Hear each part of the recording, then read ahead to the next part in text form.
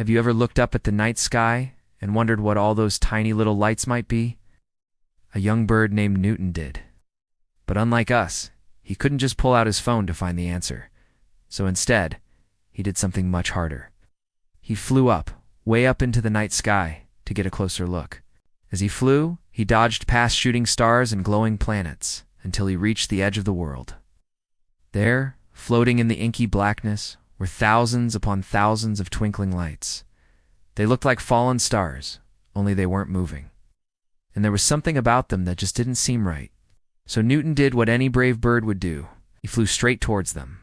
As he got closer, he realized that each tiny point of light was actually a huge, bright star, so bright that it was blinding. Newton had never seen anything like it. At that moment, a wise old owl flew past and saw Newton staring in awe at the stars. "Why do you stare so intently at the stars, little bird?" he asked. "I want to know what they are," replied Newton. "I flew all the way to the edge of the world to see them up close, but they're so far away it's impossible to tell." The owl hooted softly. "Do you see that tiny pinpoint of light over there?" he asked. Newton strained to focus on the tip of the owl's beak. "That one," he said. "It looks like all the others." "Look harder, little bird," said the owl. "That tiny point of light is the sun, our sun, just as you see it during the day, making the sky as bright as day."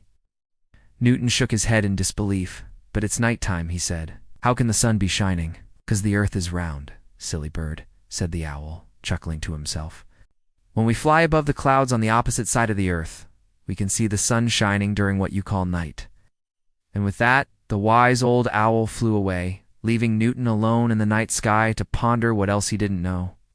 From that day on, Newton was never satisfied with just looking at the night sky. He wanted to understand it. He studied the stars and the planets and the clouds, and eventually he became the first bird to chart the constellations. He even predicted an eclipse, which, to all the other birds, seemed like magic. And whenever a young bird would ask him how he did it, Newton would always reply, "It's easy, really. All you need is a good pair of wings and a nose for adventure."